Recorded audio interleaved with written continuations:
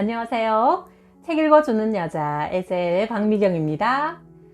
우즈베키스탄 선교사이신 김종호 목사님은 내 삶에 새 일을 행하시는 하나님을 아주 극적으로 여러 번 만나셨는데요.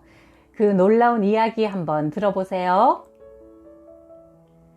대전 신학교에 다닐 때 어느 날부턴가 한쪽 다리가 아프고 통증이 느껴졌다.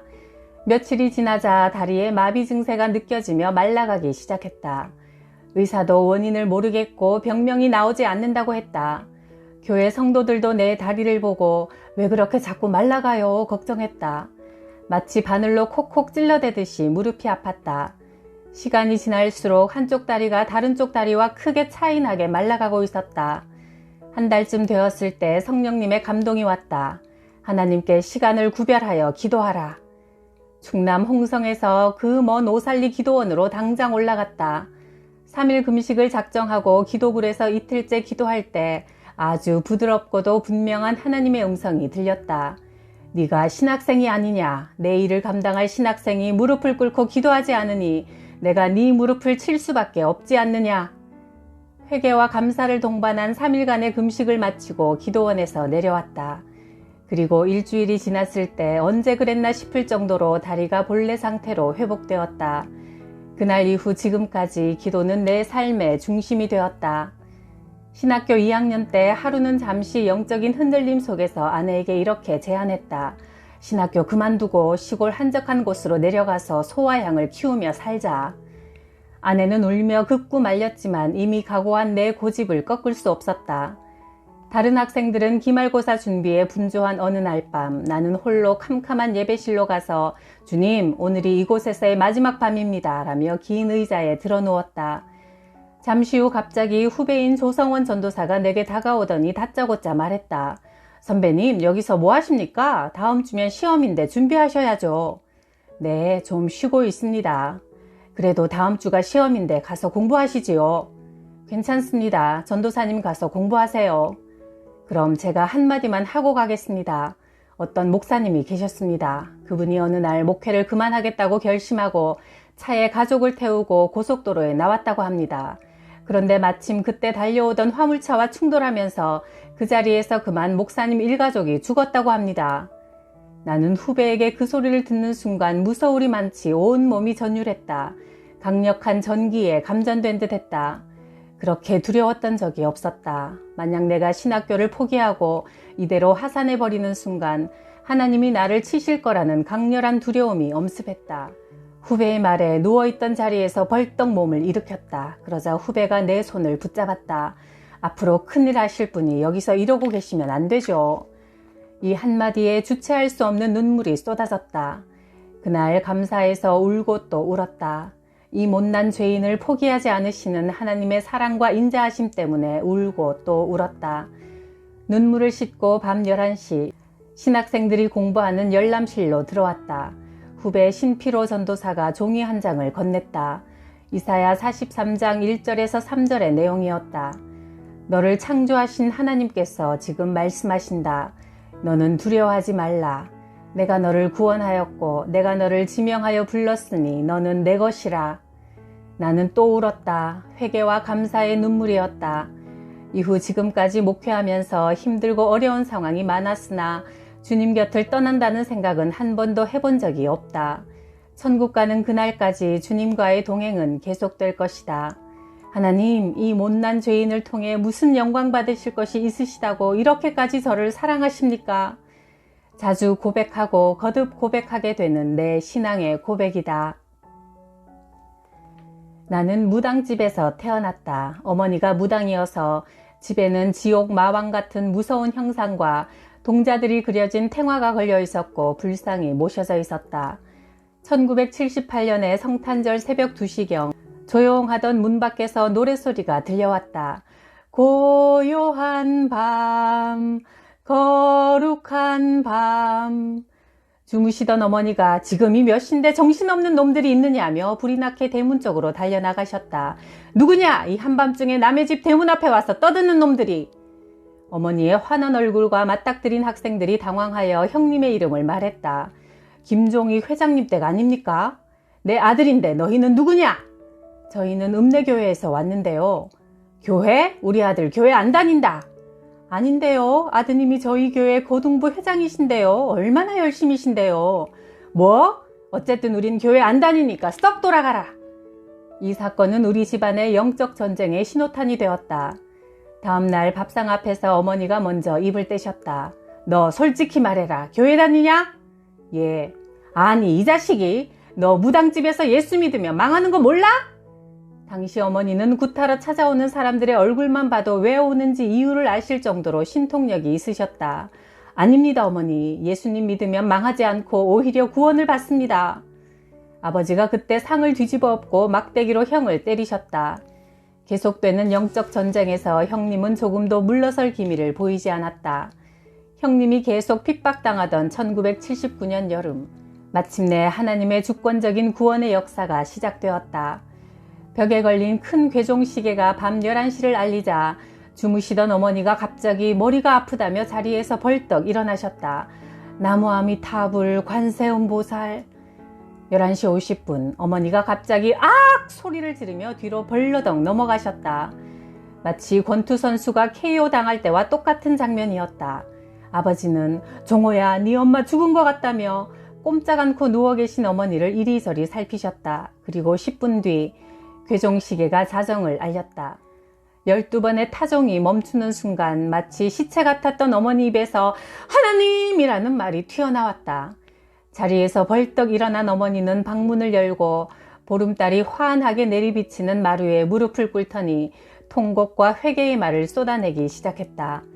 예수의 옛자도 관심 없던 어머니에게 강력한 성령의 임재가 임한 것이다. 이렇게 밤 12시에 시작된 어머니의 회개와 감사기도는 교회에서 새벽 예배 종을 치는 4시 반까지 계속되었다. 교회의 종소리가 멈추는 동시에 어머니는 대문을 열고 어디론가 쏜살같이 나가셨다.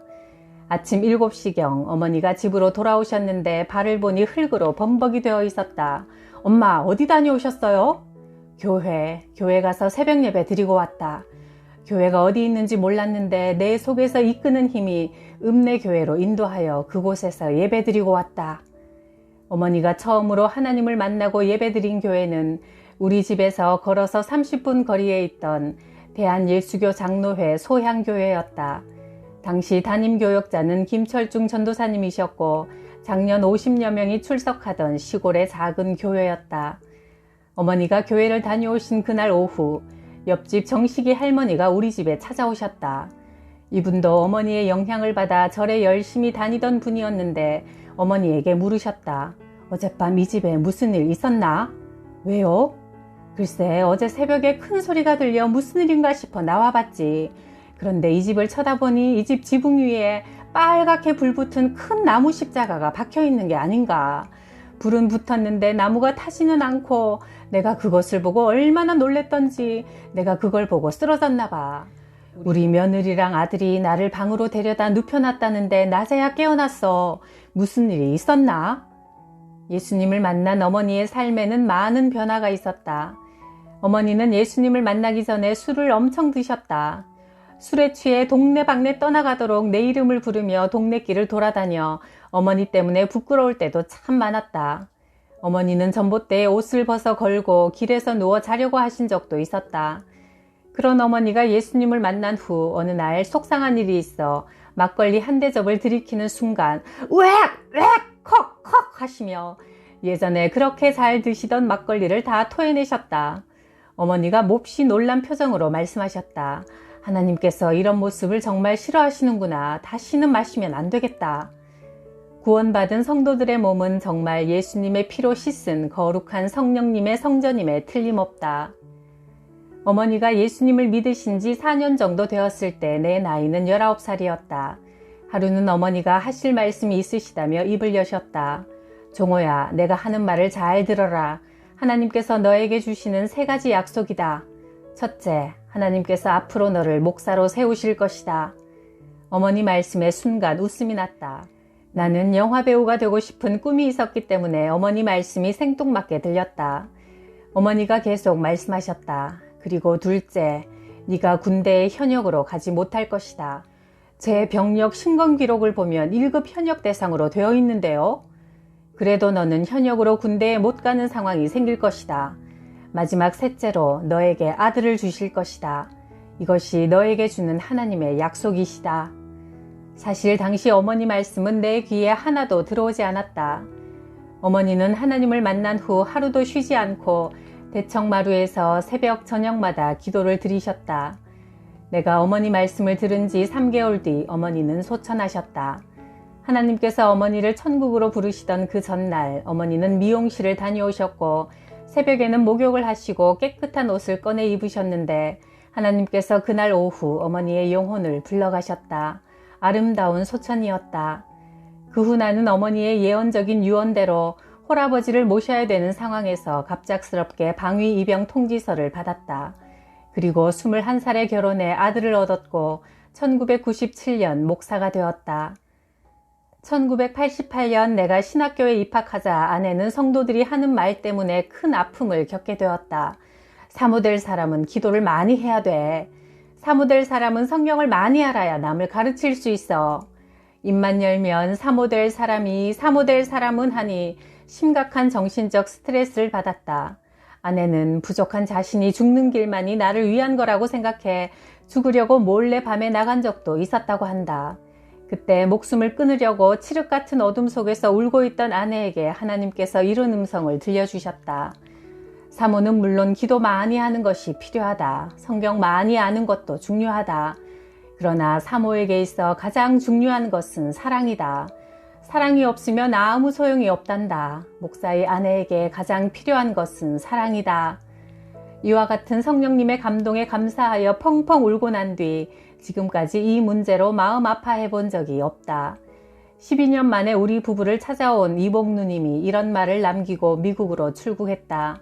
네 아내에게는 사랑이 있구나. 예전에는 네 아내가 어떻게 사모의 직분을 감당할까 염려했는데 지금은 모든 걱정이 사라졌다. 1997년 어느 날 점심을 먹고 밖으로 놀러 나간 초등학교 4학년 아들이 날이 어두워지도록 집으로 돌아오질 않았다. 그날따라 유독 강한 눈바람이 앞을 분간할 수 없을 정도로 세차게 불었다. 아들은 외아들이었고 밖에 나가 찾아봐도 보일 기미가 전혀 없었다. 당시 유괴 사건이 빈번하던 때라 별별 생각이 다 들기 시작했다. 그런데 신기하게도 그 세찬 눈바람 속에서 아들로 인해 가슴 졸이며 서 있던 내 머릿속에 지난날 하나님 앞에 러시아 선교사가 되겠다고 서원한 일이 떠올랐다. 그리고 동시에 눈물이 흘러내렸다. 내가 아들을 애타게 기다리는 것처럼 선교지의 영혼들을 되찾고 싶어 하시는 하나님의 애타는 사랑을 느꼈기 때문이다. 주님, 아들을 돌려보내 주십시오. 그러면 선교지로 가겠습니다. 이 기도가 끝나자마자 저 멀리 한 건물 모퉁이에서 아들이 톡 튀어나왔다. 아들을 데리고 집으로 들어와 하나님께 감사 기도를 드렸다. 주님, 감사합니다. 선교지로 가겠습니다. 길을 열어주십시오. 6개월 후 총회 선교부에서 연락이 왔다. 우즈베키스탄으로 갈 준비를 하세요. 1997년 나는 목사와 선교사라는 영광스럽고도 귀한 직분을 받고 우즈베키스탄을 향해 비행기에 몸을 싣게 되었다. 너를 창조하신 하나님께서 말씀하신다. 두려워하지 말라. 내가 너를 구원하였고 내가 너를 지명하여 불렀으니 너는 내 것이라. 이사야 43장 1절. 우리를 창조하신 하나님께서 우리 삶에도 날마다 놀라운 새 일을 행하실 줄 믿습니다. 구독, 좋아요, 댓글로 언제나 저에게 기쁨을 주셔서 감사해요.